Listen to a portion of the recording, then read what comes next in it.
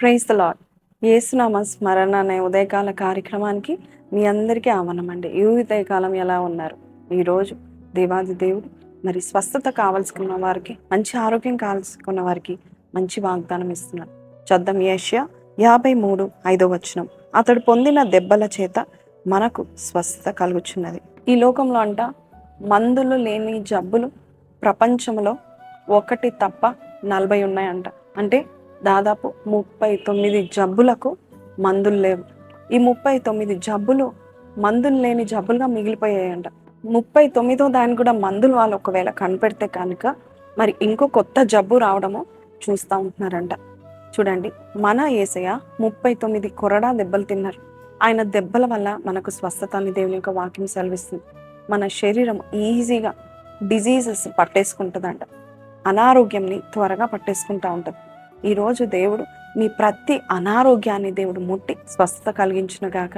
ఆయన పొందిన దెబ్బల చేత మీరు చూడండి, మీకు ఏ అనారోగ్యం వచ్చినా కూడా మీరు ఇలా చెప్పండి, నా మందు యేసు రక్తము, నా మందు యేసు పొందిన దెబ్బలు, నా మందు దేవుని యొక్క నామం. ఈరోజు నేను ఆ నామాన్ని, ఈరోజు ఆ రక్తాన్ని నా మీద ప్రోక్షించుకుంటున్నాను, విశ్వాసంతో నమ్ముచున్నాను అన్నట్లయితే ఆ మందులు లేని జబ్బులు కూడా ఆయన దెబ్బల చేత నయమవుతూ ఉంటున్నాయంట. చూడండి, వాక్యం సెలవిస్తుంది, కొంతమంది జీవితాల్లో అనారోగ్యం ఎలా వస్తుందంటే వారు చనిపోయేంత వరకు అది వెంటాడుతూ ఉంటుంది. అది వంశపారపర్యంగా కూడా వస్తూ ఉండొచ్చు. హార్ట్ అటాక్సే కావచ్చు, క్యాన్సరే కావచ్చు, ఇంకా హానికరమైన ఏ జబ్బైనా కూడా కావచ్చు. దేవుడు ఈరోజు చెప్తున్నాడు, ఆయన పొందిన దెబ్బల చేత మీరు స్వస్థత పొందుకుంటూ ఉంటారు. కొన్నిసార్లు డాక్టర్స్ మనకు చెప్తా ఉంటారు, మీకు ఈ జబ్బు వచ్చిందండి, చాలా కాలం బ్రతకరు అని. బైబిల్లో తెలియబడుతుంది, కొందరు ప్రాణం గురించి ఆశ విడిచిన తర్వాత కూడా మరలా వారు బ్రతుకుతారంట. ఎందుచేత అంటే దేవుని యొక్క రక్తం చేత.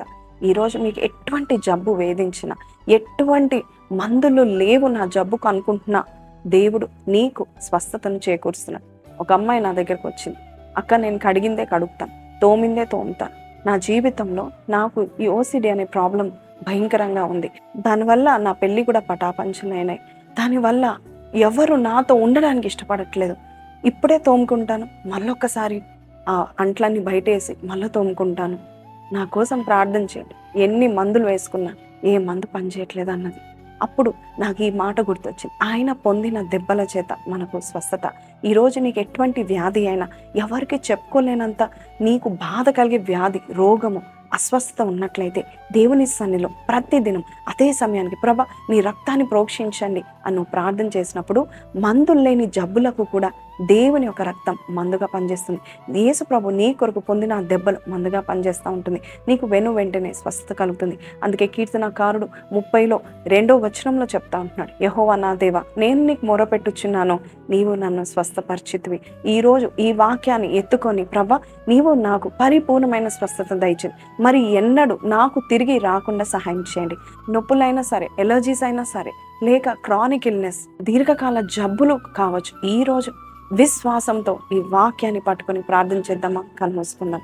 పరిశుద్ధుడా మహోన్నతుడగు తండ్రి, నీవు పొందిన దెబ్బల చేత మాకు స్వస్థత నాయన ప్రభా. కొందరు ప్రాణం విషయంలో ఉన్న ఆశ వదులుకున్నా కూడా వారు మరలా బ్రతుకుతారని చెప్పావు నాయన. ఈ రోజు నాయన నీవు పొందిన దెబ్బల చేత మా శిరస్సు నుంచి అరి పాదం వరకు మాకు స్వస్థతను, ఆరోగ్యాన్ని ప్రకటిస్తున్నాము నాయన. మేము నమ్ముచున్నాము నాయన, నీవు మా కొరకు ఆ 39 కొరడా దెబ్బలు తిన్నాము నాయన ప్రభ. మాకు అస్వస్థత ఎక్కడైతుందో అక్కడ నీ స్వస్థతను మాకు చేకూరుస్తావని యేసు పరిశుద్ధ నామంలో విశ్వాసంలో అడిగి వేడుకొంచున్నాము తండ్రి, amen. So praise the lord అండి. ఏదైనా ఒక రోగం మిమ్మల్ని బాధిస్తుందా అయితే భయపడకండి, ప్రే ఫర్ ఇట్.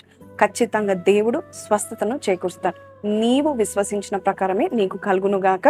ఎటువంటి మానసిక రోగాలు కావచ్చు, అనారోగ్యాలు కావచ్చు, మరణం తెచ్చే రోగాలే కావచ్చు, ఆ మరణపు దూత వెళ్ళిపోవాల్సిందే, దాటిపోవాల్సిందే.